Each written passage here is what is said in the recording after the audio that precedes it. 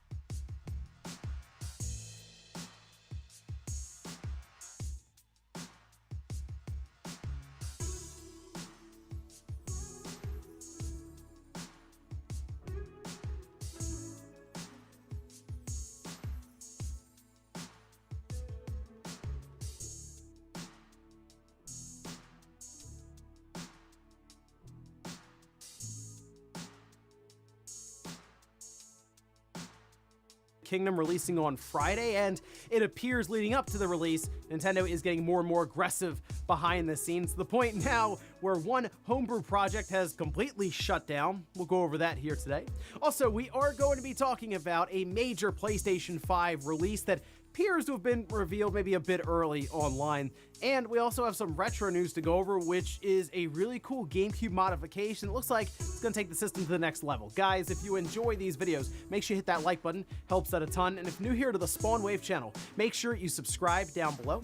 And we're going to start today with a studio at Sony that unfortunately is shuttering, and that's Pixelopus. I talked about this a bit on the second channel to close out last week, but I also wanted to touch on it here just to make sure everyone was aware. We can see this posted up over on Twitter from Pixelopus saying, "Dear friends, our Pixelopus adventure has come to an end as we look to futures. We wanted to say a heartfelt thank you to the millions of passionate players who have supported us and our mission to make beautiful, imaginative games with heart. We are so grateful." IGN followed up with Sony, got a response confirming that June 2nd will basically be the last day for the studio, which is, I think, made up of 10 to 15 people, so it wasn't a big studio or anything, and them making projects like Concrete Genie, I guess, doesn't necessarily line up with Sony's vision of these AAA blockbuster titles for PlayStation Studios, but I think it actually fills in a nice gap with Sony's releases to have those AA, yeah, more artsy, but also experimental kind of games like a Concrete Genie. In fact, Sony having PlayStation Plus Premium, you feel like they may have been able to develop a game similar in that scope and drop it on the PlayStation Plus Premium day one as a way to also hold up their subscription service, but no, it appears Sony is moving on from Pixelopus, and to me, that's pretty disappointing. So hopefully the developers there are able to land on their feet and get positions either within Sony or other studios. Also, we have seen WB find great success, especially recently, in gaming with Hogwarts Legacy, which has crossed $1 billion in revenue now, which is mind-blowing stuff. I think over 16 million copies having sold with the PS4 and the Xbox One version now launching, which apparently run pretty well. But they also have their eyes set on what's next for the DC universe, and that could include a much requested game. We can see this posted up over on Reddit. That was transcribed from a recent quarter earnings call with the CEO there at Warner Bros. Discovery, where they say, when we launch a product on Max or HBO, and when we have a game, that game belongs to us. But now there's this in-betweener. It may be in the next couple of years that we launch a Superman movie, and people spend more time, and there's more economics of people just hanging out in the Superman world and universe. Kind of seems like, based on what was being said here during this earnings call, that maybe they're planning now or have already planned, and it's kind of in motion, a Superman game, which seems like something you go to Rocksteady to work on. Unfortunately, they're tied up with Suicide Squad Kill the Justice League, and the fact that that game is going to require, I assume, quite a bit of post-release support, it's something that's probably gonna keep them busy for a while. So that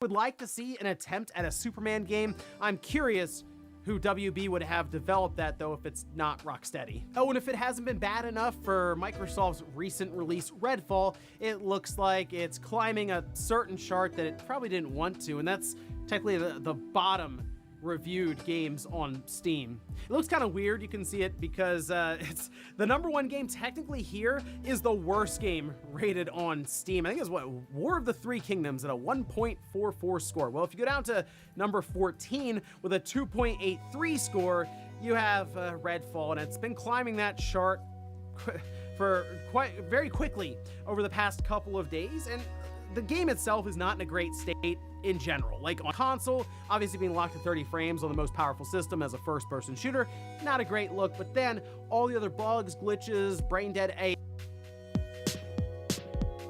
With clear policies, warm service, and a transparent claims AI, has not been a good release from a quality standpoint, let alone the game itself, which isn't very good. So not a great outing here for Arcane Austin. I think it's a good idea to maybe patch some of the stuff up, obviously deliver the patch with the 60 FPS, and then after any content you've promised previous to release, move on to something different, kind of put Redfall in the rearview mirror. And guys, with some of the quick news out of the way, let's get into the bigger stuff. Let's start right away with Nintendo and a DMCA takedown notice for a tool that is used to emulate Switch games on your PC. We've talked about this many times, that Nintendo will certainly try to make an impact in the court system or with different takedown notices and strikes to have people maybe back away that aren't necessarily the target of that DMCA takedown, and we can see this posted up over on Twitter. This is from Simon, who first noticed this last week. Said Nintendo has just issued multiple DMCA takedown requests to GitHub, including for Lockpick, the tool for dumping keys from your own Switch, which is absolutely ludicrous. Pirates aren't gonna be sourcing keys from their own consoles. And technically, yes, you can look around and find product keys that are just shared online. The idea of Lockpick is you have your modified or soft modded Switch, which you can just use a paperclip for like the first 30 million Switch systems that are out there. But using Lockpick would allow you to get product keys from that Switch, plug them into something like Yuzu or whatnot later, and then it will fire up and you can start playing different games on your PC. Now, Nintendo, in their DMCA takedown request, says that it's circumvention software that infringes Nintendo's intellectual property rights. Specifically, the reported repository provides Lockpick to users. The use of Lockpick with a modified Nintendo Switch console allows users to bypass Nintendo's technological measures for video games. Specifically, Lockpick bypasses the console TPMs to permit unauthorized access to extraction of and decryption of all the cryptographic keys, including product keys contained in the Nintendo Switch. And that's one of the reasons that these emulators don't provide product keys to you, because they're technically falling under copyright. So I guess the idea of having a tool that would then get you to those keys in Nintendo's mind is something that has to be removed from the internet. I mean, you're not going to remove from the internet either way, but at least make it so it's harder to get and it's not just sitting there on GitHub where you click download and you're off and running. Now, there is one other goal from Nintendo to do this, and that's basically put the fear into people out there who are developing, even if it's through open source means, you know, have your code out there, people can check it out and all this. People are developing emulators that would then use those product keys for the Switch. And it seems to have at least affected one emulator, which you can see this post up on their homepage now. This is for Skyline, which, as they say, was an open source and experimental emulator that runs on ARM v8 Android devices and emulates the functionality of a Nintendo Switch system. They go on to say all development on Skyline has been ceased due to the potential legal risks of it involved. This website will remain up for the time being, but may be taken down in the future. Their Discord server will still be active for the foreseeable future, but will be transitioned into being for our upcoming project at some point. We want to thank everyone who enjoyed Skyline in the past few years. And again, this is what Nintendo wanted to happen. They throw some of the DMCA stuff out there.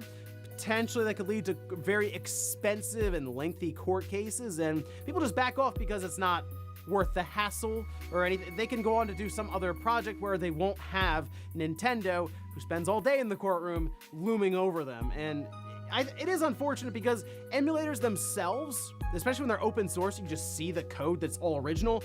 It's not illegal. the idea of these product keys kind of getting involved, that can get into the gray area, and that's what Nintendo's playing into. But based on some of the things we've seen from emulators with Switch games is genuinely interesting, especially when you see the different mods for multiplayer and stuff. And again, I know Nintendo doesn't like that, but it's pretty cool to see that with games like Breath of the Wild. So I'm not sure if this will also spill over to some of the more popular Switch emulators, but something tells me Nintendo may be trying to measure up how they can get them to pull those emulators down as well. Think about what happened with Tears of the Kingdom, where a bunch of people were passing it around and emulating it on their PC weeks before the game came out.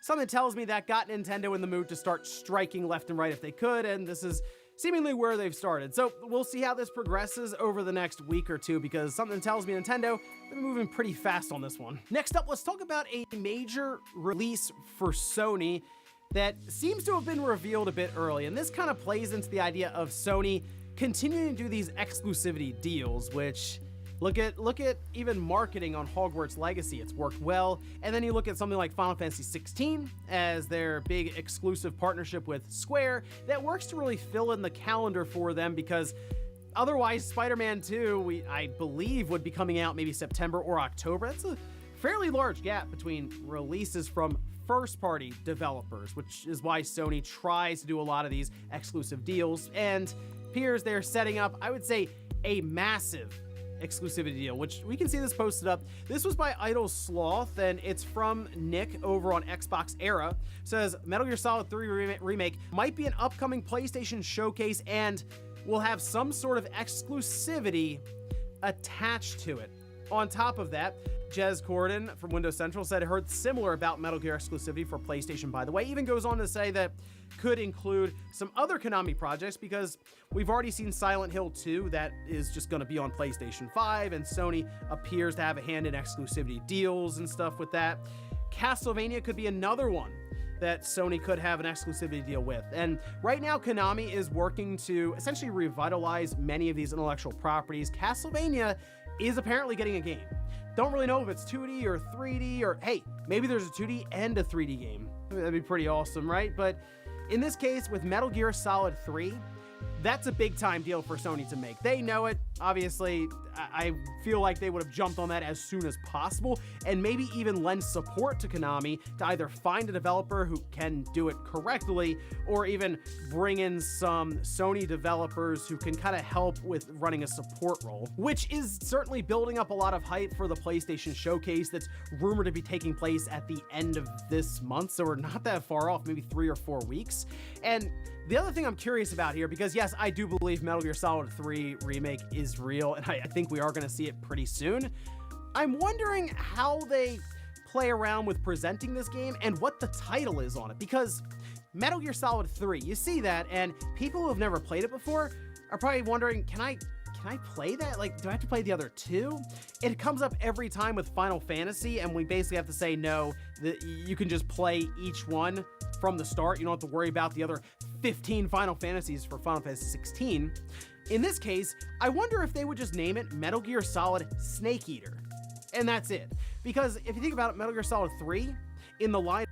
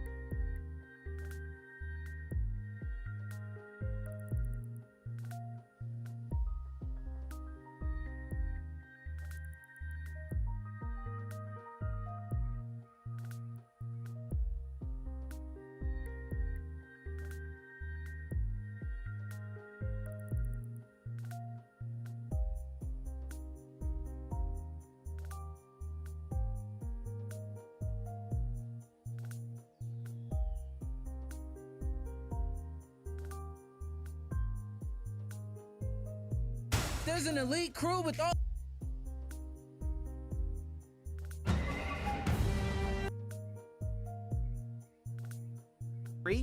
In the line of 1, 2, 3, and 4 is the prequel. It'd be the starting point for them if they wanted to remake the entire.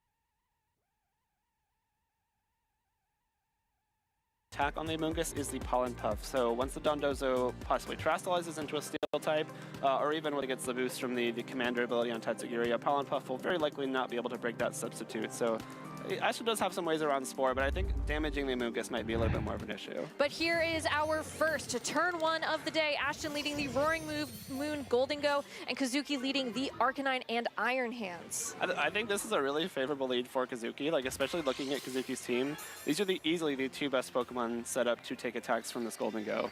They both resist the Make It Rain. The Gholdengo on Ashton's end is holding the choice specs, and so there's no having to worry about like a nasty plot. You don't have to worry about taking huge damage from Make It Rain with these two Pokemon. And the Iron and the Roaring Moon rather also immediately gets intimidated and is threatened by a possible close combat or a Will-O-Wisp. Yeah, I mean, that Choice Specs Gholdengo, though, they typically hold a good amount of bulk in them, so it may not get knocked out by a Flare Blitz. I know that sometimes that doesn't always, it depends on how the Pokemon are trained. Oh, but the Arcanine is Choice Band. Looks like Gholdengo doesn't really want to stay in for that. No. Switches in Dondozo instead to possibly take what could be a super effective attack. Breaking Swipe, though, a great way to mitigate some damage on the opposite side of the field, lowering that attack. It took an Intimidate, so I wanted to send that right back. Flare Blitz, though, from this Arcanine into the Dondozo still does a pretty nice chunk of damage. That Choice Band putting in some work here, and that is going to lead for a great setup with the Wild Charge double up into the Dondozo. It's not enough to get the knockout, though. You're not going to love taking some damage next turn with an Extreme Speed. If you have, or no, it's Choice Band, but yeah, anyway. Right. That is some huge damage. That is a massive Flare Blitz. A -1 Flare Blitz did that much damage to a Dondozo. That is very impressive from Arcanine. Just a really great read from Kazuki, though. Like that, the Kingambit is holding that choice spec, so there's no possible chance for a, doubling up into Protect there. And a Flare Blitz very easily knocks out that Gholdengo, especially it is that Terra Steel, so it can't terastallize away from a fire weakness. And so that's some guaranteed damage into that slot with two huge attacks, a Flare Blitz and a Wild Charge. So Dondozo coming in, I believe if the Tatsugiri comes in, it should be able to outspeed both these Pokemon and get a rest up if it really needs to. So not super dire yet for that Dondozo, because it was able to barely hang on. But the Breaking Swipe put a lot of work there because now Ashton does still have the use of this Dondozo. Yeah, Roaring Moon switching out here, going to bring in the Tatsugiri, that droopy form. This is Ashton's way to handle getting so much damage on turn one. If you can make your Pokemon move faster, you know you're not going to take an Extreme Speed because of the Choice Band on that Arcanine. So you could get a rest off early. You will burn your Chesto Berry right out of the gate, but you probably have to just to handle all of that damage. Still, all of these boosts with Commander, Tatsugiri jumping into Dondozo not gets us +2 boost to all of its stats. Arcanine's going to switch out, though, probably sees that it wants to preserve some of its damage for later, plus that Intimidate sends in the Amoonguss. If you lose that Chesto Berry early, you could possibly get spored later on. Yeah. A really smart switch from Kazuki there, just because the Arcanine, surely if this play that Ashton makes happens, there's no way you're able to knock out the Dondozo this turn, preserve that Intimidate for later on, and possibly save that Extreme Speed for some clean potatoes later on. Yeah, terastallizing into the Grass type for that Iron Hands. Dondozo goes for the Earthquake, does not go for the rest, so a really nice call here. Not going to take nearly as much damage as it would have in Drain Punch into the Dondozo. You've just wiped out a huge offensive piece. Incredibly smart play from Kazuki there. I love the Terra Grass. Like, we could see it wouldn't have knocked out anyway, because it did do... Actually, no, it probably would have knocked out, because it would have done, what, quadruple the damage that one did. And so I like that play from Ashton, too. Like, you're taking advantage of Kazuki possibly making a more defensive play or trying to catch something like a rest. So like if you switch in Tatsugiri and rest, you can get more damage off with Flare Blitz, Wild Charge, or something like that. But Earthquake very likely would have knocked out both of those Pokemon with the Tatsugiri boost from Commander. And like you said, the Arcanine cannot have Extreme Speeded because it is locked into that Flare Blitz. But I really play from Kazuki because it covers the exact play Ashton made, and now I think Kazuki's in a very commanding position. Yeah, the Tatsugiri, it's the Choice Scarf variant, right? It does not have Sleep Talk on it, so it's not, if you can get it to rest, you would be in a really nice spot. It is holding Chilling Water, Muddy Water, Icy Wind, Draco Meteor. Those are the 4 moves on there. Gholdengo is going to terastallize into that Steel typing just to boost the power of these Make It Rains. Again, it's Choice Specs, so it's not got a time to set up a nasty plot. It's just got to go for big damage. Muddy Water, though, avoids the Iron Hands, will hit into that Amoonguss, probably needs that accuracy drop, which it gets this turn as well, trying to maybe not take a Spore, but Make It Rain into both of these Pokemon. Does get enough to knock out the Amoonguss. Actually, Iron Hands able to hang on here. That first special attack drop, no sleep now. No sleep now. I think that Muddy Water is probably coming in really handy because I don't believe the Iron Hands would have been able to survive that Make It Rain if they got that little bit of Muddy Water chip damage. The -1 attack from the Breaking Swipe still in effect here just because the Iron Hands is not switched out, so decent amount of damage from that Drain Punch. Arcanine coming in though, the Choice Band Extreme Speed might be able to pick up this Tatsugiri, which would be very nice for Kazuki, especially considering the Golden Go only can Make It Rain and do honestly still probably a good chunk to Arcanine because it's probably trained to be more offensive and it's Terra Steel Choice Specs Golden Go even at -1. But this Arcanine in a pretty spot here because I doubt at Extreme Speed misses a KO on this Tatsugiri. Again, the Tatsugiri can't protect. It does have that Choice Scarf. And so Kazuki's in a pretty good position here just to start making some reads and get some damage on the field. Kingambit Good switches switch, in yeah. for that Iron Hands, really not wanting to take that knockout there. You can then swap your Arcanine later to get out of Extreme Speed because you know Flare Blitz is going to be huge, but Extreme Speed's enough to get that knockout onto the Tatsugiri easily there. Looks like it wasn't too worried at all. Make It Rain, not going to do a whole lot of damage into both of these Pokemon as they're going to take resisted damage here. Oh. And now, look at that. That is really comfy damage, I think. You can swap out the Arcanine at this point, bring in your Iron Hands, and then possibly just try and swap it back in, get another Intimidate down onto the Roaring Moon, and get a Flare Blitz. Yeah, I think Kingambit also just kind of cleans up from here too. The Golden Go now locked into Make It Rain at -2. Again, it is holding that Choice Spec, so it can't switch up those moves. It will have to keep lowering its special attack from this point on. And Roaring Moon and Kingambit, or Roaring Moon and Golden Go, not be the most equipped to deal with a Kingambit. That Extreme Speed with Choice Band without that Breaking Swipe did 50% onto that Roaring Moon. Golden Go's Make It Rain once again going onto this Kingambit as well, but it still is doing less and less every single turn. Ashton cannot stop these drops, and he's locked into this move. Kazuki gets this Swords Dance up, already has access to Sucker Punch as well. You know you can Sucker Punch pretty comfortably here, and Iron Hands can come in, fake out pressure as well. Yeah, some big fake out pressure. An Iron Head or even probably like a Kowtow Cleave, maybe even a Sucker Punch should be able to knock out this Roaring Moon because it doesn't have the best defense stat. A good Swords Dance there though, I think just to make sure that your next attack is going to take whatever KO you need it to. And -3, the Golden Go certainly won't knock out the Kingambit, of course. Iron Hands may even be able to survive. It is a very bulky Pokemon, especially with that Assault Vest. So now you have some fake out pressure with that Iron Hands, which should enable this Kingambit to clean up the game here. Yeah, I mean, a really nice position from Kazuki. I think he made a couple of really strong calls game one that really kind of sealed this. You know, it's not over yet. There's always there's critical hits. There's a million chances, right? Especially with that -3 special attack. If Golden Go can get a crit, it's going to actually be really huge and could change this. Roaring Moon's Protect makes a lot of sense here. Exactly, trying not to get faked out this turn. You at least can stall for a turn. You know, not dealing too much. You're not taking any damage on that side. Depends on if Kazuki called it though. The Make It Rain will connect onto both of these Pokemon. Depending on if this gets the knockout, this could actually change things. Iron Hand's able to hang on though with 9 HP. Another special attack drop here. Kowtow Cleave targeted down into that Golden Go with the Swords Dance. It's not enough to pick up the knockout here, so things could get a little dicey. Yeah, this might be a little bit closer than Kazuki might have hoped. You know, the Golden Go clearly able to knock out the Iron Hands with one more Make It Rain if it's able to, but Sucker Punch easily cleans that up. And the Roaring Moon can't target both these Pokemon without giving the Kingambit an attack boost with the Breaking Swipe and then to the Defiant. And so we're going to have to see how this plays out here. Acrobatics just taking the KO and Iron Hands instead, though. Yeah, Acrobatics does take that knockout. The huge piece, I think, here is that Extreme Speed damage that was done a couple of turns prior, because it's now already at 50%, and with a Swords Dance Sucker Punch, that's probably your best bet to try and get that damage, but you are still, I mean, you're still faster, I think, right? You're faster for sure. I think you probably don't even have to go for a Sucker Punch there, because I guess there's a world in which Sucker Punch mind games can lose you that if Ashton goes for Tailwind or Protect or something to try and stall out your Sucker Punches. But knowing that Ashton's Roaring Moon does not have a Dark move, its only attacking moves are that Acrobatics and the Breaking Swipe, both of which you resist. You cannot Terrastalize into that Flying type to get the stab boost on the Acrobatics. Pretty confident his Kingambit could survive that Acrobatics and fire off one more Iron Head to win the game. So a really expertly played game from Kazuki. I mean, it might have been a roll-on if an Acrobatics crit could have done it, which might have been that, but also you do at least get the information of how much that Acrobatics does, which could be helpful. That is valuable. You know, I mean, the Kingambit, it's not holding any sort of item that's going to boost its defenses or in any way. You know, it's holding Safety Goggles, which is interesting to see because you really don't need that this game, you know? So it's the fact that Kingambit still had to come. We didn't get a Spothor, we didn't get the Spicy spicy pick. I know. Which is okay. I get it. I'm not, I'm not too heartbroken. Maybe you kind of prep and have that in the, when you have something like that in team preview, you assume the other trainer preps hard for a game 1, turn 1, and then maybe you can bring it a little later. It could be a game 3 pick, depending on how game 2 goes. But I mean, I'd love to see it. I would too. I think the issue is that Tyranitar is a pretty good stat to Espathra. It does have the Dazzling Gleam, so it's able to damage it in some way. But you would need a lot of Calm Minds to get some meaningful damage after that with the Dazzling Gleam.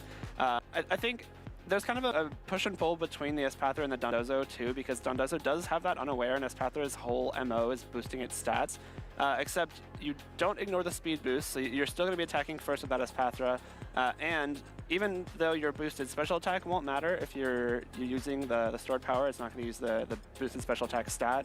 The stored power base power will still be increasing. It's not ignore, so like a stored power to Dondozo is not going to be just that base 20 power. It will have that increased power.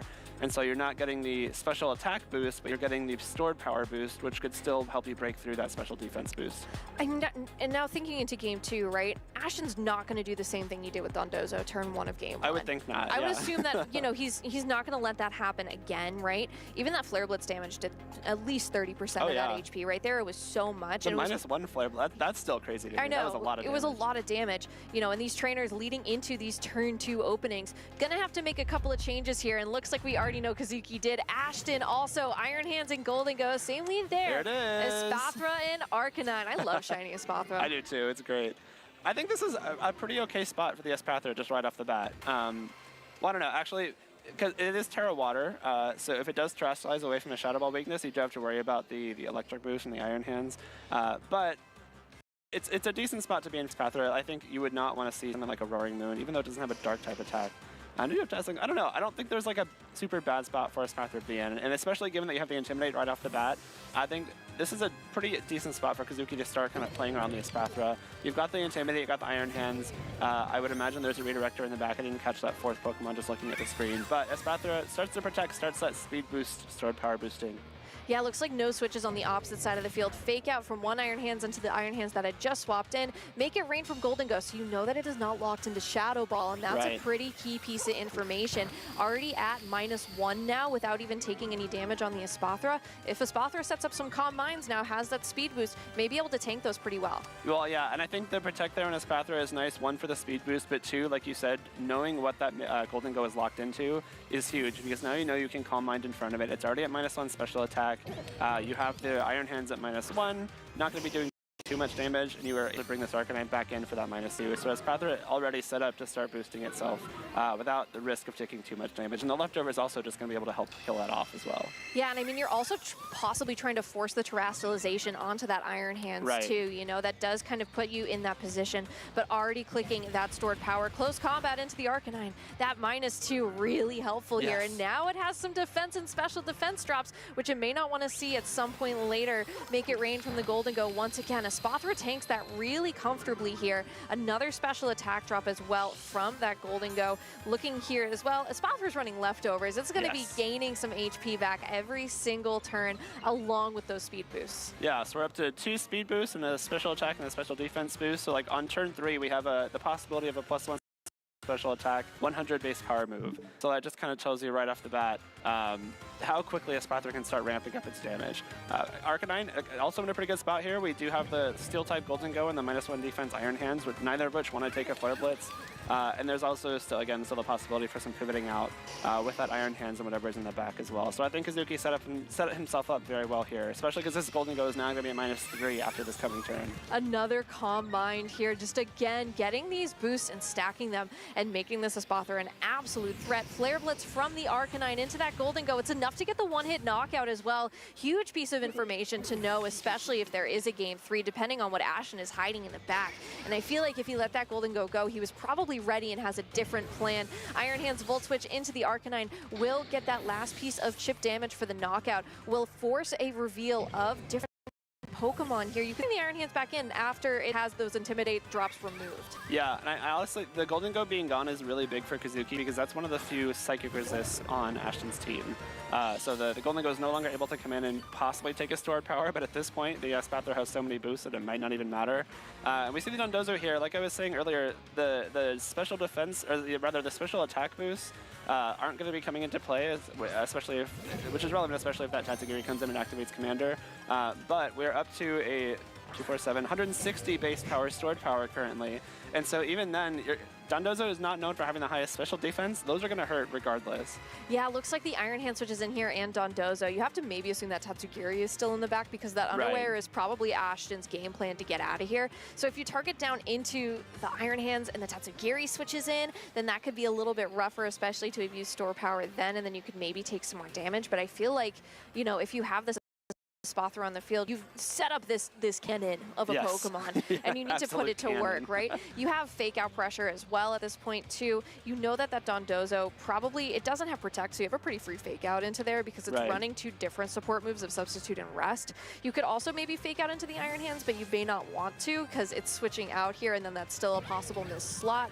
Tatsugiri Droopy form switching in here once again, activating Commander, but this time it's with its partner Pokemon Dondozo, who is at full health and maybe not 4 or 5 HP like it was after turn 1 of game 1, getting those boost +2 to each of its attacks. If Dondozo had stored power, it would also be incredibly comfortable right now. Please don't manifest that. Don't speak that into existence, right? Yeah. I think the silver lining here, if you're Ashton as well, is that the Arcanine is gone. And so there's no chance for, that's a big target. That Tatsugiri switching in means that it doesn't take a stored power here, but you still kind of save yourself a little bit with fake out, right? Yeah. Because now you have the opportunity to do it again.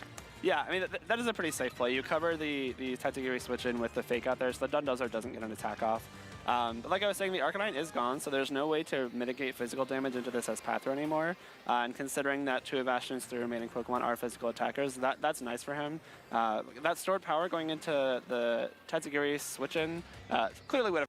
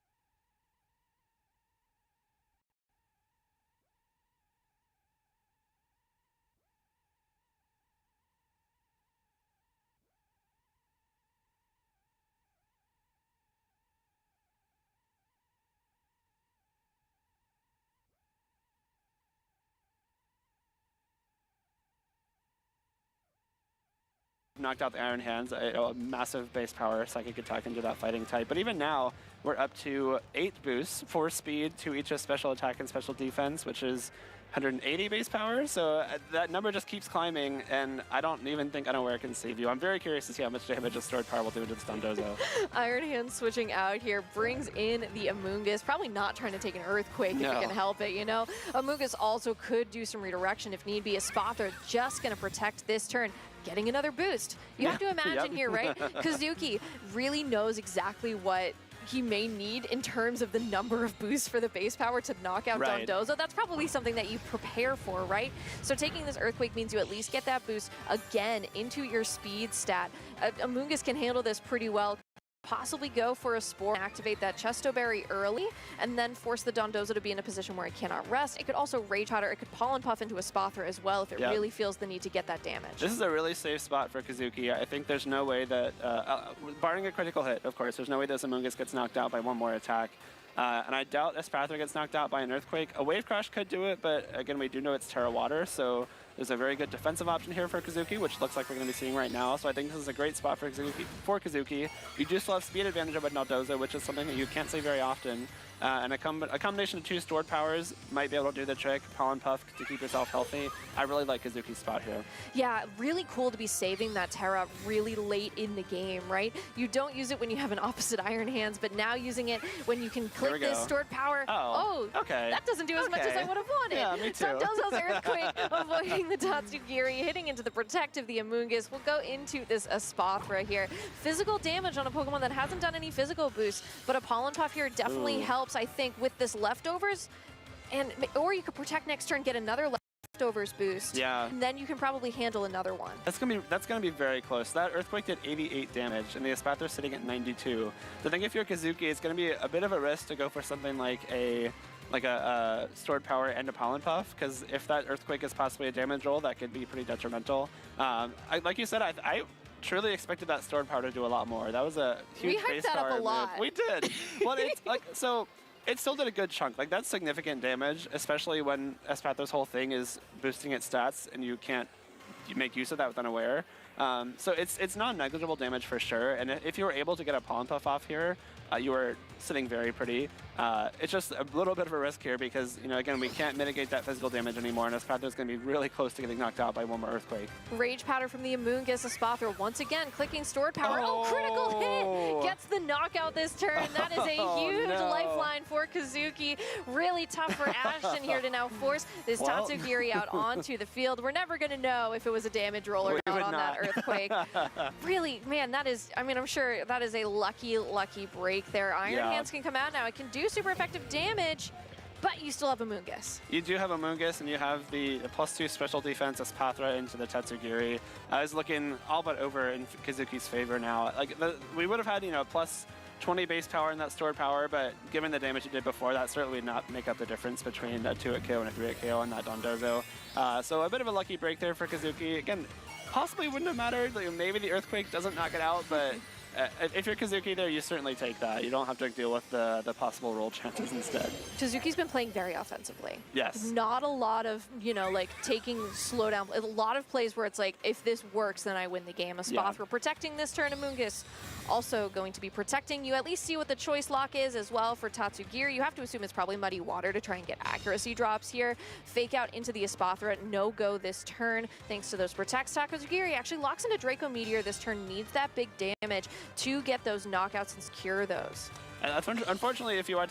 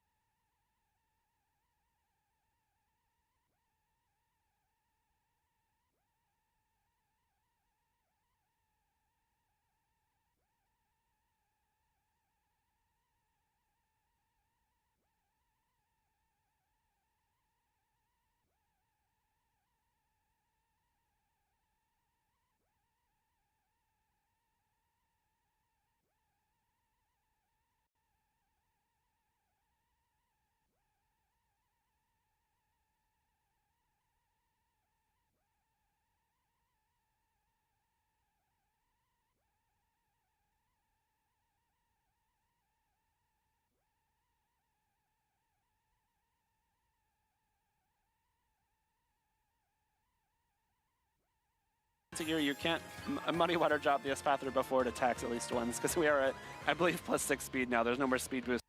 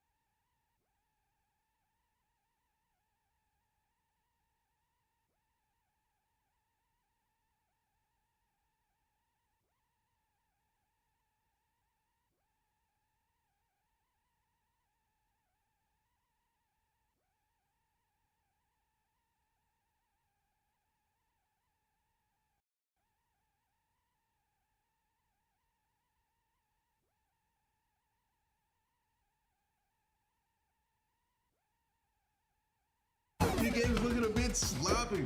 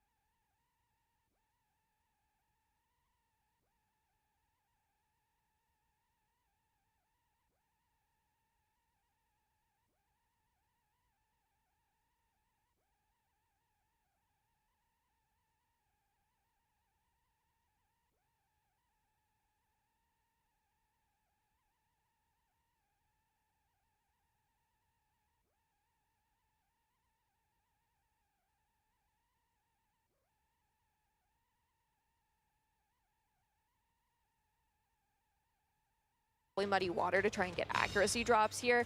Fake out into the Espathra, no go this turn thanks to those protects. Tachyzagiri actually locks into Draco Meteor this turn, needs that big damage to get those knockouts and secure those. Unfortunately, if you are Tentagear, you can't Muddy Water drop the Espathra before it attacks at least once. We are at, I believe, +6 speed now. There's no more speed boost even occurring. This should be pretty locked. I think a stored power is certainly enough to knock out the Iron Hands here. And regardless, I'll just go straight for Tatsugiri. I mean, that's fair too.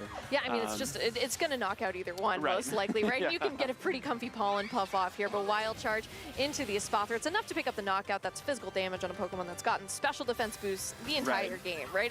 If you're sending in big physical attackers, that's probably the right Pokemon to have. Amoonguss here, and we know as well, right? Iron Hands in back. Yep. Things could be a little bit slower, but having this Pollen Puff super effective damage definitely helps. Wild Charge is going to provide recoil instead. You have Drain Punch if you're, I believe for Ashen also has that Drain Punch if I'm not mistaken. it's close Actually, no, combat. he doesn't. He's close combat. So he actually cannot find a way to heal up any of this damage, whereas on Kazuki's side, you can just click Drain Punch, and even if you're only healing negligible damage, it's still damage. Yeah, and you also have the option to side power, which Ashton does not, and so it might be a little bit of a slower end of the game, but Kazuki just making sure he doesn't, make any decisions that could possibly lose him the game, making sure that Tatsugiri gets eliminated off the bat. Certainly the more threatening damage option from either of the two. Ashton not wanting to maybe take the 3 or 4 turns and just save everyone some time here, and Kazuki taking this battle 2 games to 0. Yeah, Kazuki already now at 3-0, so a great start to their Saturday. Ashton still at 2-1. Again, players need a 7-2 record to move on to day 2. That is the cutoff. There is Yes. you cannot do worse than that, or else No. there's only a chance you go home with CP. With the players that go 6-3, not all of them will actually even get championship points today. So having that 7-2 not only locks you for day 2, locks you for championship points. So Ashton going to have to fight through the rest of the day.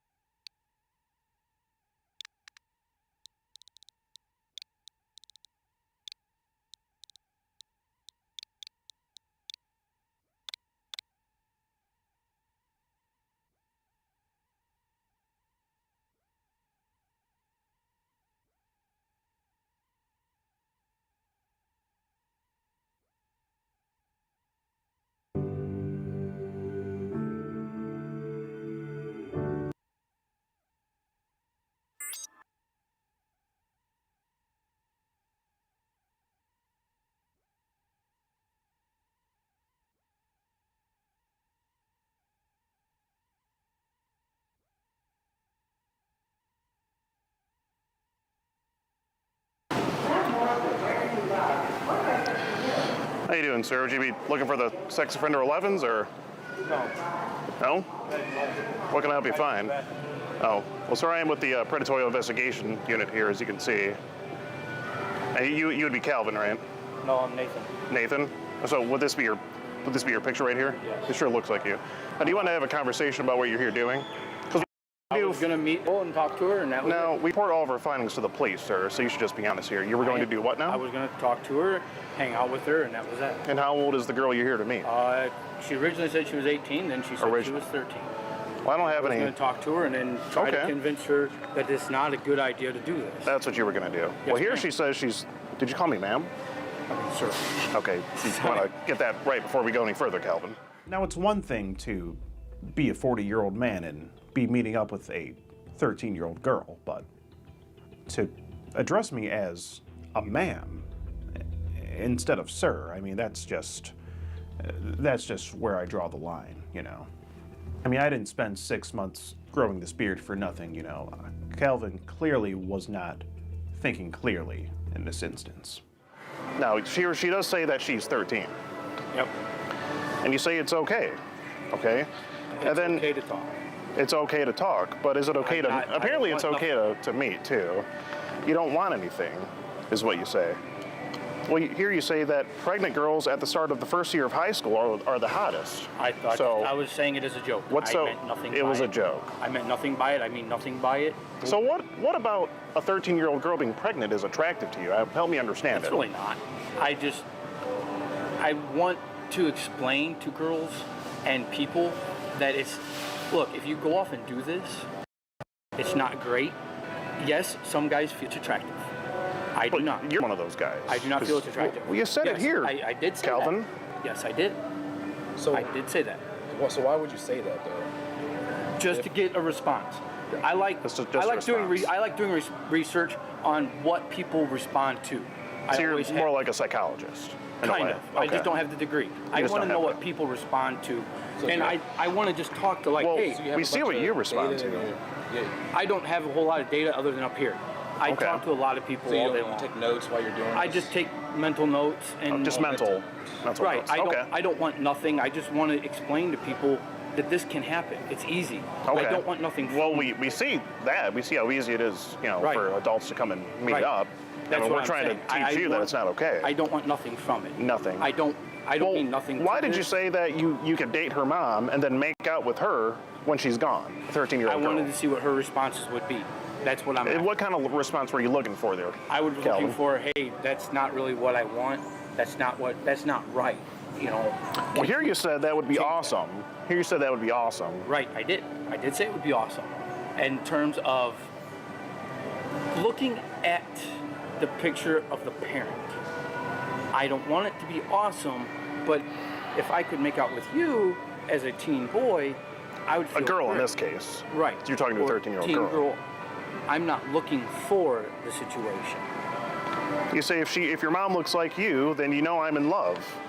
Right. And then you say you say that you really want her to know a feels like inside of her making a baby is what you say. And I wanted to see what response she gives back. So this whole thing was just so you could see responses. Yes, that's And you had no intention of actually following up on it. No, It's very inappropriate, Calvin. Do you do these experiments a lot? Because we do these experiments a lot. No, experiments just a lot. once in a blue moon. I just Blue moon. So what part of the phone conversation was experiment then? Because we do have a whole recorded phone call with you and this 13-year-old girl. Right. I was just to talk. Just to talk. To see what kind of responses she would give back. Just to talk about how you don't agree with the Right. government saying that 13 isn't Right. old enough, but you think it's old enough. Right. Because I recall that. To me, Now, Calvin claimed that he was this sort of researcher, and he was asking these sexually charged questions to this 13-year-old girl in the name of science, basically, in the name of research, to get certain responses. And he wasn't going to follow through and do anything, is what he said. You know, from the get-go, from the moment he started talking, all that was running through my mind was, Calvin, this experiment you're running is illegal as f***. You know? Jeez. There was a phone call that occurred with Calvin and who he thought to be a 13-year-old girl. In that phone call, he did express how the government says that the age 13 isn't legal because a girl that young can't consent to sexual acts, which is very, very true. But on the phone call, Calvin explained how he very much disagreed with that and that 13 was in fact old enough. So just in his mind, he really thinks that a girl 13 years old should be able to consent sexually. It's really mind-boggling the way some of these guys think. You know, I mean, where are they getting this logic? I agree with the government as it's not at all. It is not right. That's not what you said on the phone the other day, Calvin. I understand. Let me explain. Please. I understand. That's what I said. Please. I'm chasing what she would say, what other people would say. I'm going to tell you a line, okay? I want to know what your response is. And then I'm going to season you with a different response to see if I can come back with the same answers. Okay, what kind of trick are you playing here, Calvin? There is no trick. Okay. I'm just... Well, let me get through this first. Here you say that you would love to be looking deep in her eyes when you blank and just stare into those eyes deep because they're so beautiful. And you want to know what her panties look like. So it looks to me like you were talking about having sex with this girl, full-on intercourse.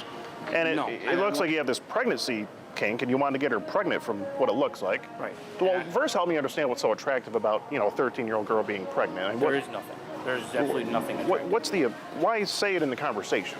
My conversation upon that is to see what her response is. Just to get a response. Do I feel like I'm going to be sexy? Do I feel like I'm going to be cute? I feel like you're going to be predatorial.